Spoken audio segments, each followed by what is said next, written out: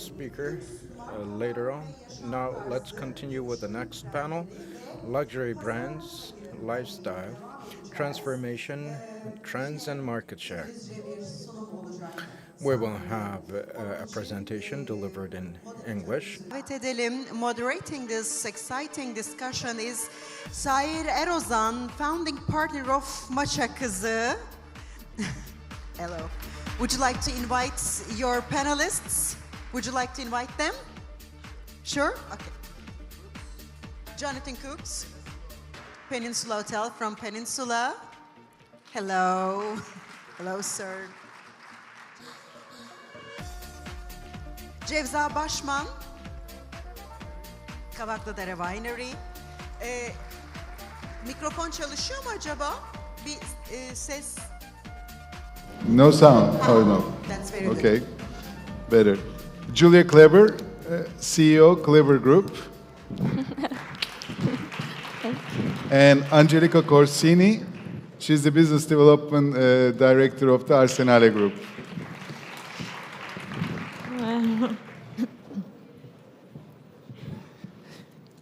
Hello, everybody.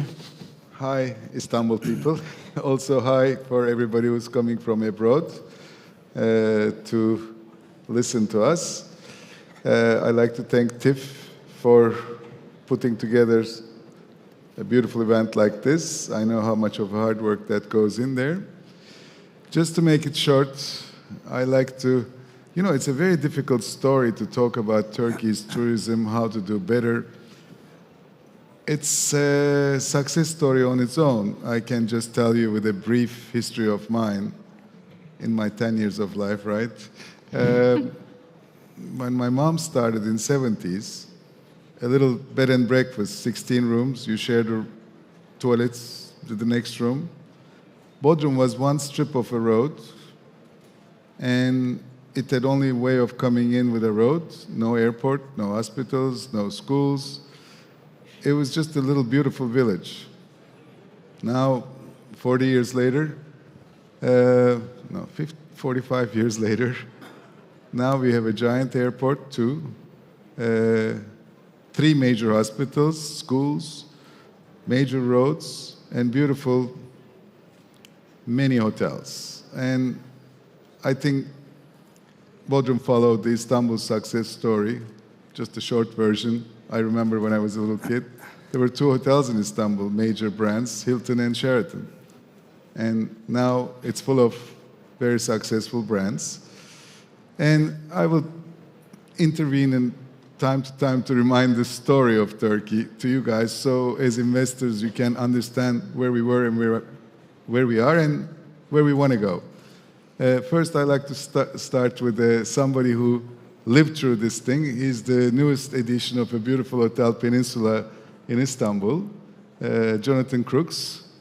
And I would like him to tell us very simply what he thought, what he's thinking, where he's going, and how was it?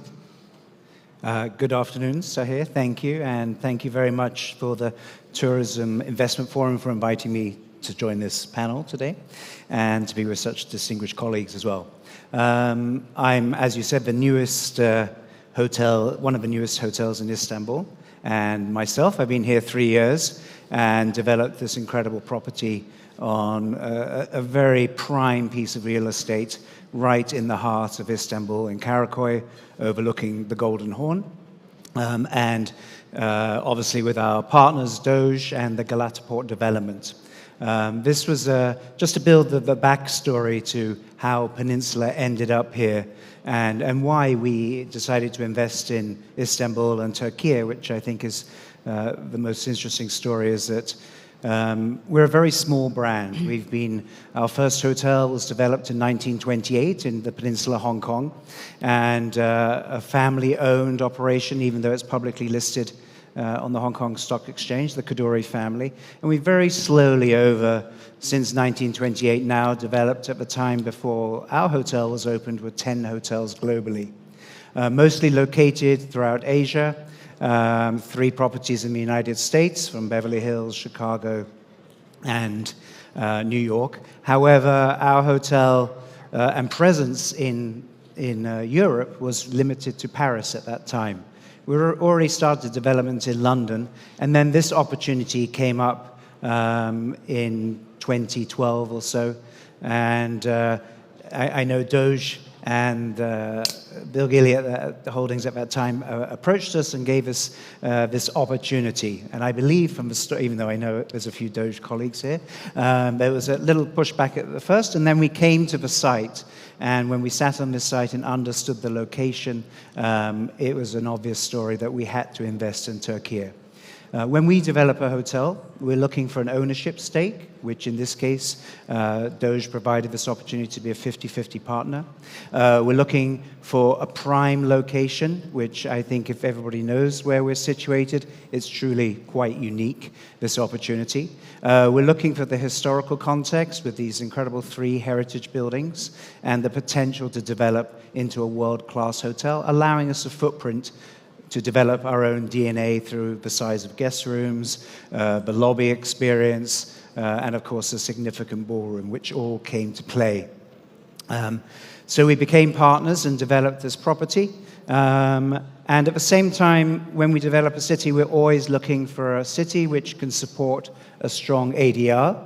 Our hotel and investments into our property is a significant investment, and we need the ADR for the long term.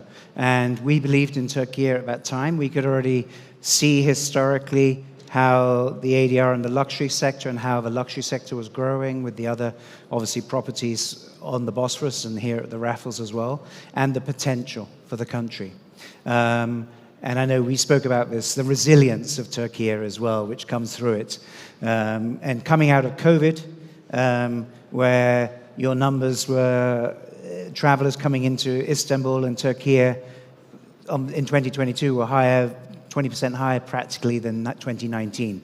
So this incredible growth in tourism, which places it as one of the top 5 countries in the world, and Istanbul being the top country as well, a number of visitors, gave the potential and for us to believe in this investment. And we developed this property, went through COVID, obviously that created delays, and provided this unique opportunity, which now, after being open, in my experience, after nearly 2 years, in February in 2025 next year, we've gone through some ups and downs as the rest of the hotel industry here.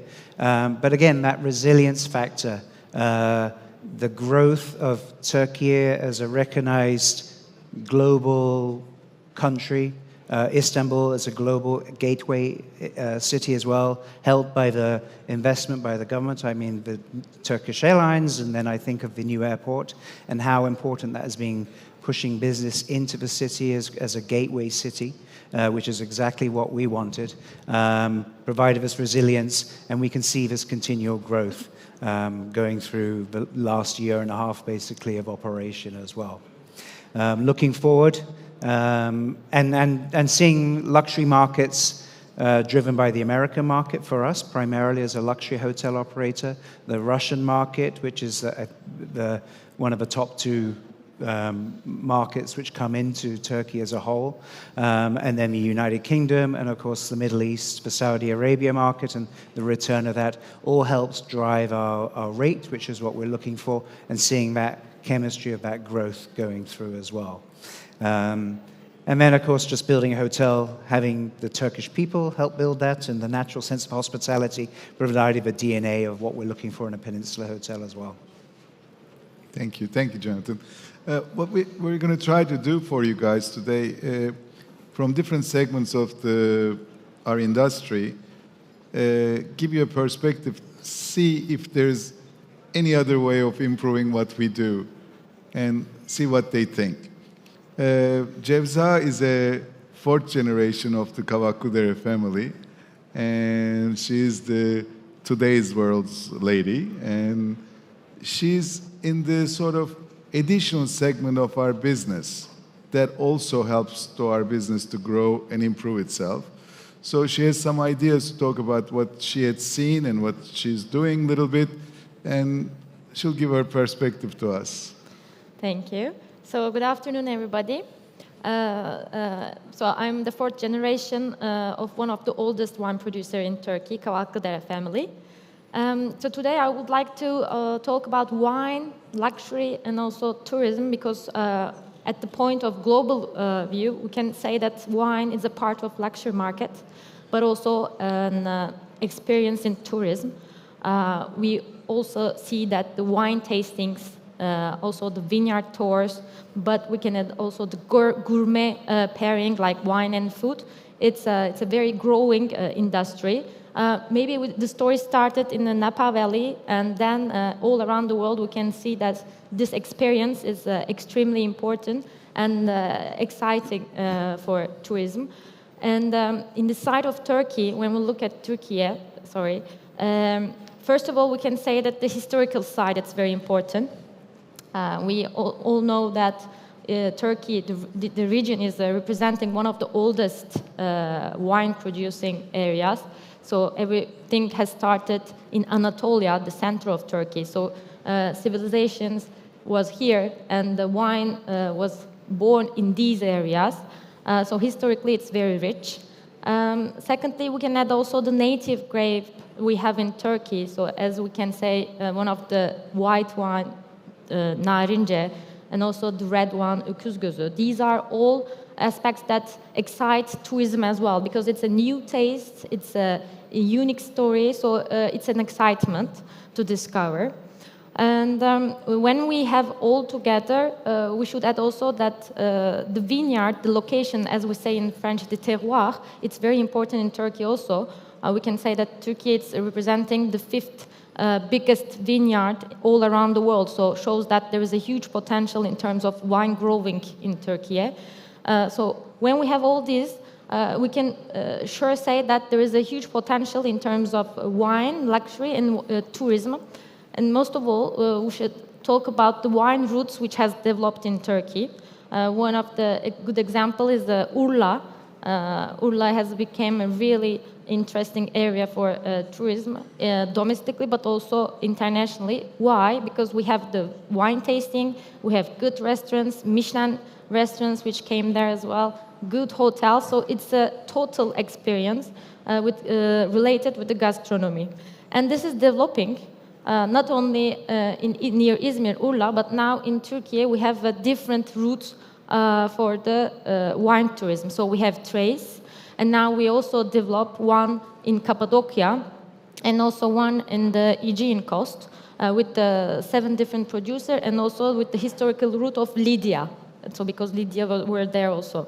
And this is also attracting tourism, because when we look at Cappadocia, for example, it's a very interesting historical place, and a lot of hotel chains came and still coming. So this is actually a total collaboration and a synergy with wine, food, hotels, and there is still this potential to grow this tourism in these new areas where the new wine routes will came. So I believe that this is an important side of Turkey to attract investors and also to grow. Bravo, bravo. Now we will look at it from the outside view towards Turkey.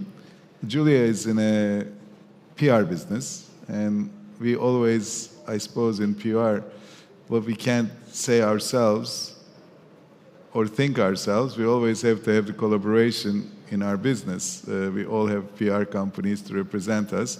And she's got a wide variety of countries with big institutional companies that she represents. And she'll give you her perspective of where Turkey is, where she thinks Turkey should do to improve their future visibility. Yes, thank you very much, and very glad to be here today. So exactly, as you were saying, we look a lot into communication and how to basically get the right image out into the world. And I mean, Turkey is doing a lot, and it's amazing, all the beautiful places that Turkey really has. What we, though, see is that there is, as Turkey already is a very mature market, and everybody knows where Turkey is and basically what it has to offer. But now is the time to get the next step, as was also spoken by the Vice President and also by all the organization. So the importance to go to the next step and really to see how can I attract also the high-end traveler with the quality tourism, not only the quantity, but taking into consideration how do I address those kind of clientele. So basically, for us, we see many trends changing, how the high-end traveler is traveling and who that kind of person is and the expectations. So basically, in the last years, there was a huge shift from only having a kind of quality. It's no longer only the golden spoon that you need to serve and the decoration. That's a given. And also in terms of service quality, that people smile, that's a given. But we need to go to the next to connect really to the personality and to the subconsciousness of the person who they want to identify with. And this is happening with brands, with luxury brands, as well as, of course, in the tourism sector. So how is this evolving, and how can we attract them even more? Is like really connecting to them and giving them the real stories. And having heard what you just said, it's very much about the credibility and the authenticity of a place. And it's no longer only going to a hotel room that is beautifully decorated and has a very nice restaurant, but it's the real stories of a destination and a country. And Turkey has so much to offer her here. It's endless stories that can be told of history, culture, food, people, wines, shopping experiences, all the different areas that are to explore. So the potential is huge, but I think we should sharpen a little bit the image and really work on how do we communicate this into the outside world to give Turkey a clearer image on the high-end traveler business, basically, that they would also see Turkey in the really high-end league. And with this, obviously go more into the quality tourism and also the spend, how much longer they would stay, and to reach exactly those kind of customers. And how do we do that? With a very targeted communication, which does not only go into advertising, showing pictures, beautiful beaches, etc., but telling stories, connecting with the people who want to read those stories and creating really content about it. And it is really about getting the story out there, but in a dialogue, basically, speaking with them. So it's not I'm just giving the information, but I'm also learning who is my customer. And in there, of course, goes the whole customer journey. How do I reach them? But also how do I create, again, the loyalty with them? So on the whole customer journey, it's the interaction and getting into a dialogue, knowing my customer better. And as also Julia Simpson said before, working a lot with AI nowadays, you can really understand how personalization works. If I have more information about my customer, I can give them more personalized information, and everything nowadays is about the personalization and the individualization. So with all of those different parts and understanding better what really is expected by the high-end traveler, I think there is a great potential for Turkey to really go more into this field, and as I said, with a very sharpened image to work more on the outside communication so that Turkey and the world is perceived as top-notch, as it is now a very, very beautiful, mature destination, but working even more on the communication of those beautiful stories that Turkey has to tell. So I think this will be the future or the next step, as we're talking in the summit, to really see how can we go to the next level and not only go to the quantity, but really working on the quality as well. Thank you, Juliet. Angelica Corsini, as I mentioned, she's the business development manager director of the Arsenale group. They have sort of two products they use in the Lehman terms. One is what we know, real estate investors. They do invest on prominent real estate projects and develop it with major brands and continue living with it, the asset. And the second one, which really intrigued me a lot, they're in the train business, luxury train business. I mean, all of us have heard of the Orient Express, like glorified, and now that kind of a company they use generally in their products. But she will tell you about, this is a very interesting business. I'm hoping one day, hopefully it'll come to Turkey too, because this will be very helpful to develop the non-seen areas of Turkey, which are wonderful on the east sides, but obviously somebody has to push it. You know, these things take time. I mean, it's like we've developed Istanbul, we've developed the south, now we have to go to the east side of Turkey, which is full of marvelous ruins and historical sites. I thought their idea could be magnificent if Turkey, they would choose to come. So tell us what interests you about, I don't know how to call us anymore, you know, Turkey is all sides of the world, emerging market or new world, how do you want to call it? What would intrigue you to come into Turkey to make some investments? So first of all, thank you so much, Sahir, for the introduction, and thank you all for being here, and also thank you to the Turkish Tourism Investors Association for organizing this amazing event. And yes, absolutely. So at Arsenale Group, we have two main divisions. We are an Italian-based company. So we have two divisions, one that focuses on investment, development, and management with international operators of trophy assets and lifestyle assets in Italy. So for the real estate division, we don't really tend to go outside of Italy. However, as Sahir was mentioning a moment ago, we are launching the largest fleet of luxury trains in Italy. So it will be a fleet of 6 trains in partnership with Orient Express. So we're going to bring back the legendary Orient Express trains in Italy with a model that slightly differs from the luxury trains that are on the market now.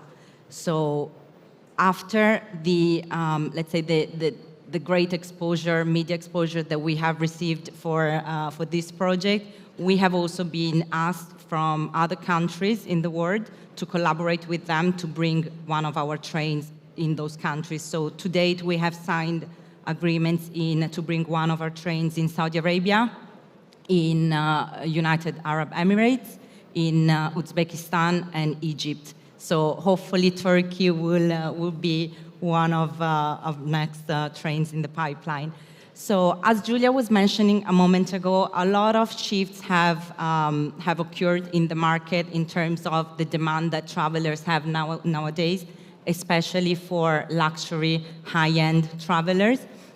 And the way we have approached this is that we saw enormous opportunities to differentiate product and to also look at real estate investments in the hotel sector and opportunities in a different level than before.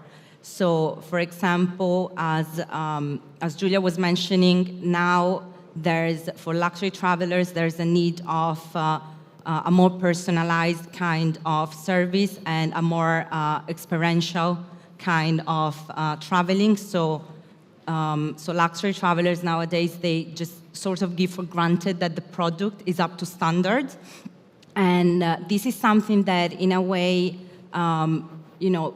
may scare, more urban hotels that normally are focusing a lot more on the product other than the service. However, on the other end, I think there's an enormous opportunity to adapt those new openings and new hotels to not only to the kind of product that travelers want to have, but also to create something that not only targets one-time travelers or business travelers, but also that targets the entire community, and also invites travelers to come back to a specific city. So, for example, I always talk about Rome because that's a great example. Everyone in the world would, I think, come at least once in their life in Rome. But the issue that we have in a city like Rome is that maybe they won't go back once they have visited. And that's such a pity because we cannot only rely on those one-time visitors. So in Rome, what we have decided to do to really overcome this and attract more tourists and also create a project that attracts the local community is that we have decided to bring in Rome, and the first one in Italy, actually the first members club hotel in Italy, which is the Soho House in Rome. And this has also helped other cities in Italy to want to have more hotels of this kind, so more different kind of models. On the other hand, we are also focusing on creating new luxury destinations because in Italy, as you know, we have a lot of markets which are now facing this phenomenon called over-tourism. So the way in which we are sort of helping our country is to create new destinations.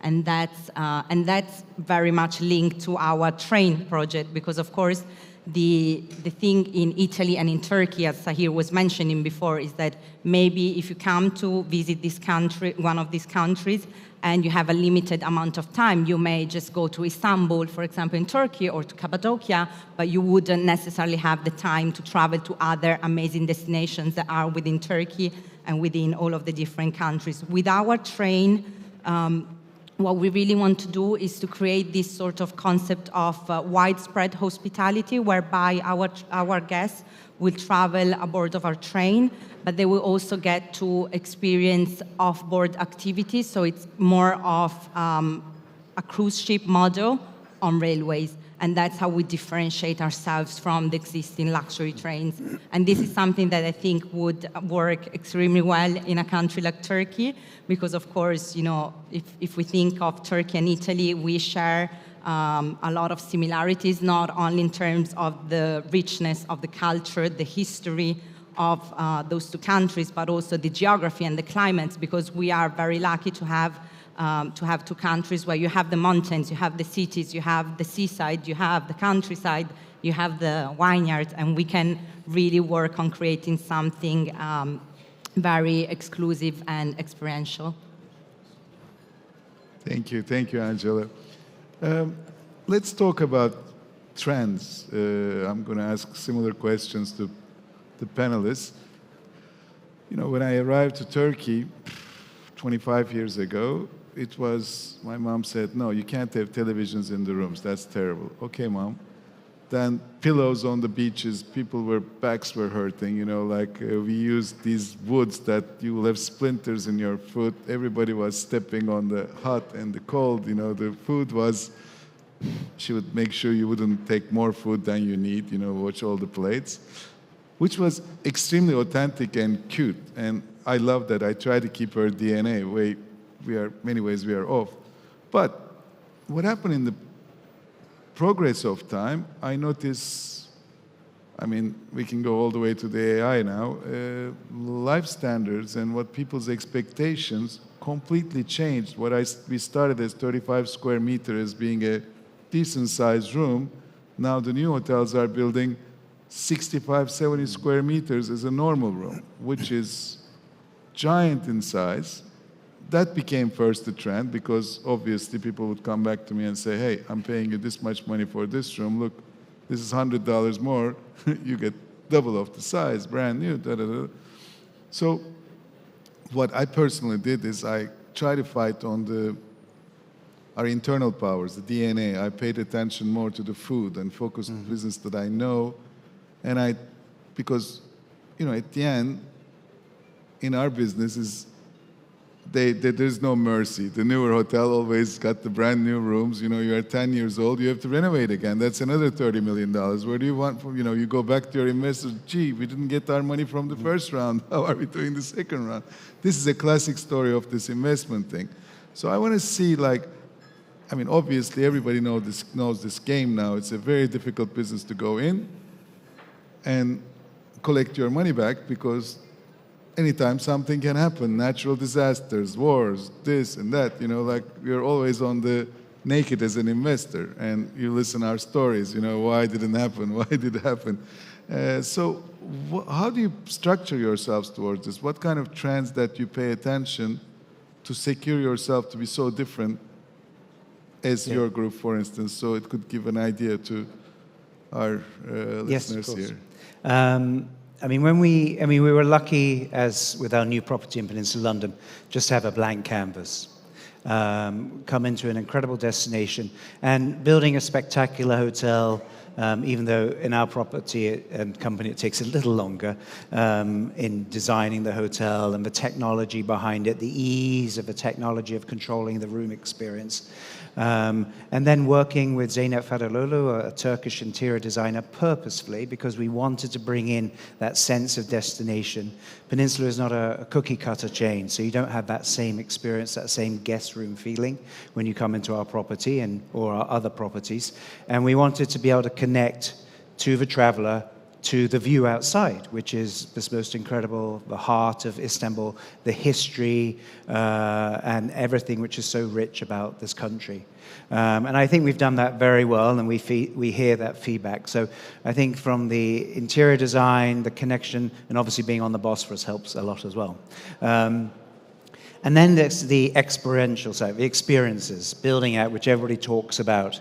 But again, it's working and finding bespoke experiences, not only in the hotel, but outside the hotel, which are unique. And everybody's trying to play that game. But it's finding the best guides, finding access to unique areas, building in what we have, which some people ignore, like we have Contemporary Istanbul, the museum, the new art museum next to us. We very much feature the artwork of Aragula on the property, and we do tours about Aragula and the Karakoy area. So twists of an experience which somebody who maybe not to the first-time traveler, but the second-time traveler. And for myself and the team, the biggest pleasure is return guests, because Istanbul is perceived as a bucket list destination, and we need to turn that. And I think that's what Turkish tourism, Istanbul city, is much more focused on, is making this a city to return to. And you spoke about Rome in that sense. And it's got so much to offer than the Golden Horn. It's really the restaurants, the dining, Michelin Guide being here. And again, we went out when we did our rooftop restaurant, we looked for that Turkish twist, that connection, but with a unique twist. And obviously we were very privileged to take on board Fatih Tutak, the only 2-star Michelin chef in Turkey, and develop a new concept, which is all about the Silk Road cuisine from Turkey all the way to Hong Kong. So it connects our roots in Asia back to Istanbul. And that's been very successful. The other area that people are looking for, of course, is health and wellness, and we've been focused on that for many years. And apart from a world-class spa facility, hammams, which every hotel should have here, it's also just through the design of the menus. We have a program called Life Lifts Best, which is really focused on providing that option for guests who are looking for a healthier lifestyle, because basically they travel so much nowadays. They need that downtime to come into the hotel, eat healthily, have a superb gym, and have a superb array of offerings, which expands for us in the summer months in our gardens as well.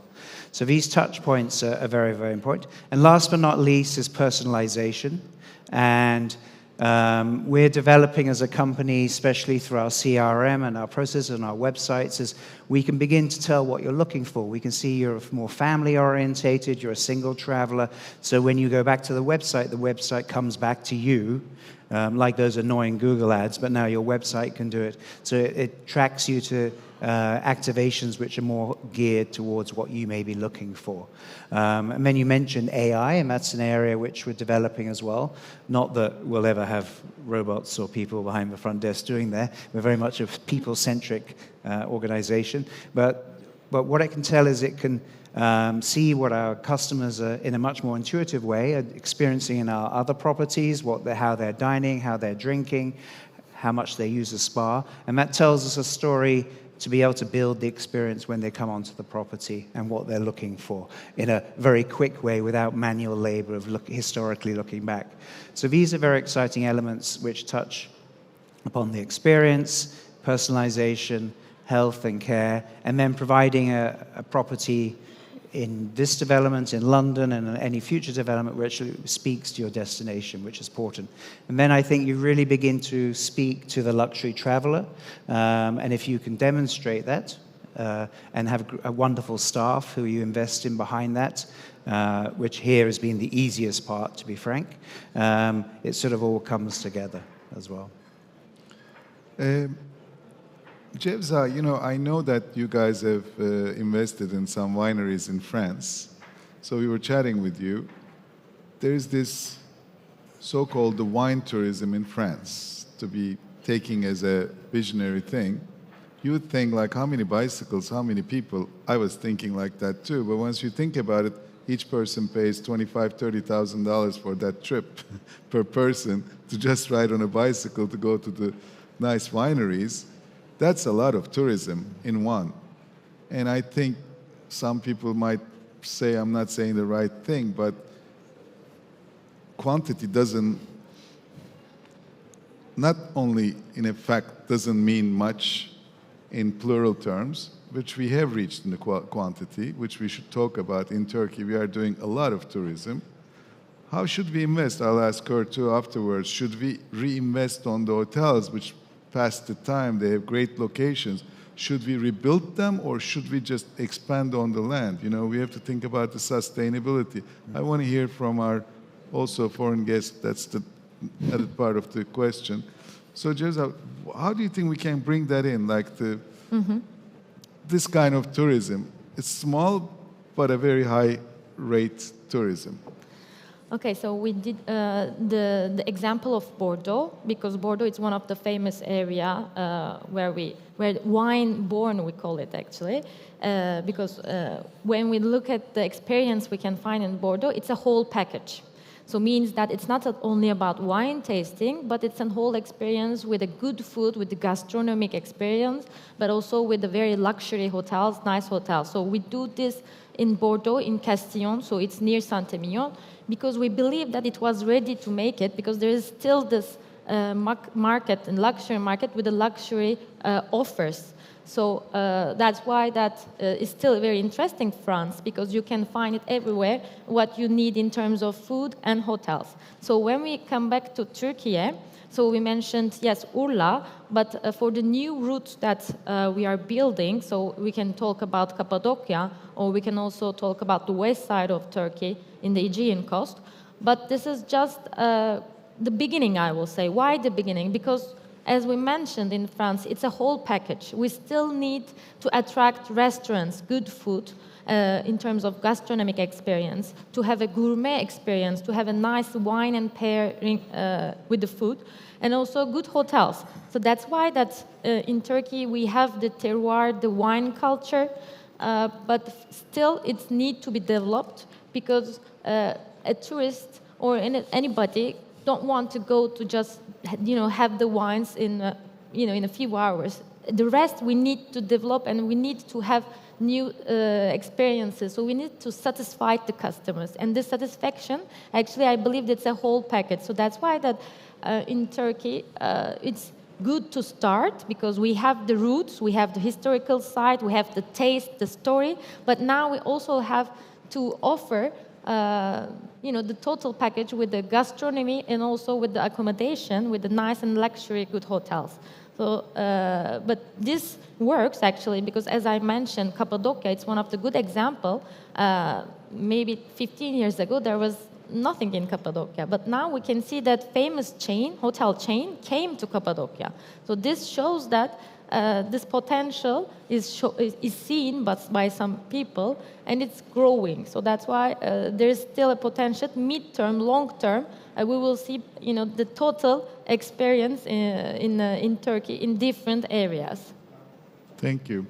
I think this is where we are at. I think like going to the future, which we don't know what it's going to be like. Are people going to yell at me, like, look what your mother used to do. We would eat on the floor here with a pillow. Now all these things. Why did you build so much? Is that the direction? Are we going to miss the old days, or is it luxury is going to continue the way that it's established itself? Like investors are going to put more money into it. It's going to be bigger hotels, more luxury. How do you see the future as a PR person? Well, I think it's not about doing bigger hotels, it's more about the real experiences. And as Jonathan was saying, it's about the experience in the hotel. The staff training, do they really know my customer? Do they know what my customer is expecting? Do I know what kind of food they prefer? Do I know what kind of lifestyle they are living? So it's more about the experience really they're having, instead of building bigger hotels or more offerings.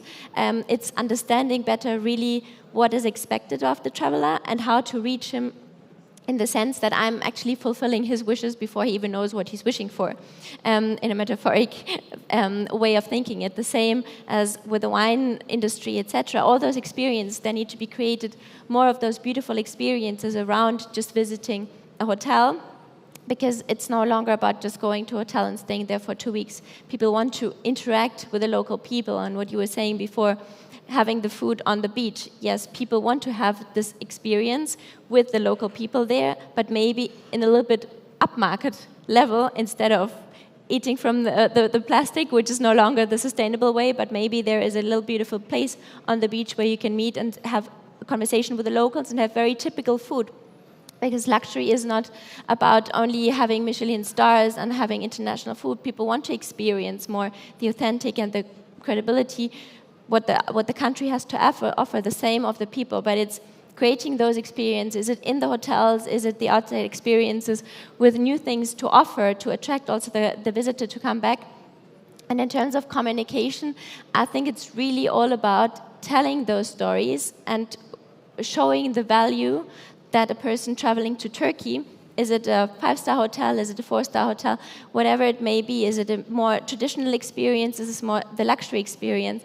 But it is how do I reach that person and make them aware of the real value and what a country or also a hotel group has to offer, and how do I stay in contact with that person to really make them travel. And that is a little bit about the image, of course, and to interact on a continuous basis, telling them those stories and always new beautiful things that inspire them to say, I'm connecting to the value of this brand, to this destination, and I feel identified because they are approaching me, that I'm connecting with my also psychology, with my feeling. I want to identify with this brand, and it all comes more not about doing bigger things, because that is happening anyways, because the world is going faster and it's growing bigger, so development and more beautiful hotels room, that will happen anyways. But how do I fill this with the life and actually the real experience that makes the people want to come back and actually travel there in the first place? So I think it all comes about telling it correctly, what will be happening or what is happening, and how the products are being developed and filled with the real love story of the people. Thank you, thank you. Angelica, I want to stretch this thought, like maybe what the investor look thing. I mean, we all know today the land price has gone up, construction costs gone up. The bigger you make the hotel, staff is very difficult to find because there's so many hotels. So all the difficulties I lined up, you are still investing in this business. Thank God that we are all doing very well here. Because of that, all these companies feeling good about Turkey. I'm still getting there. So, you know, Turkey is an exceptional country. I don't think not many people are lucky enough to have a country with 4 different sets of weather, you know, beautiful countryside, surrounded with water, history and everything. Now, what do we want to do in this thing? How would you look at it as an investor? Wouldn't you think it would be, I'm talking about, this is the trend part, this is my just asking. I don't know if this is how people feel or not. I have no idea. Shouldn't we invest on the old, existing, instead of building new, which is much more costly, and focus on the experience so we can spend more money on this, training the staff, getting a better staff? Just, I feel like it's getting costlier and costlier to just go out there, make this investment on a brand new stuff. The other one will be brand new too. You'll just take something and renovate completely like an old house. What do you think? Yes, I know. I mean, from my perspective as an investor, of course, as I was saying before, our main focus for Turkey would be on our luxury and cruising division, but talking more on a real estate perspective and on a hotels and resorts perspective. Looking also at what happened in Italy, which, as we were saying before, it's something very similar to, it's a country very similar to Turkey. I think that it all lies in finding the right opportunity, which not necessarily, of course, means creating new product, but it also means that when you create, for example, I want to bring the case study of Rome.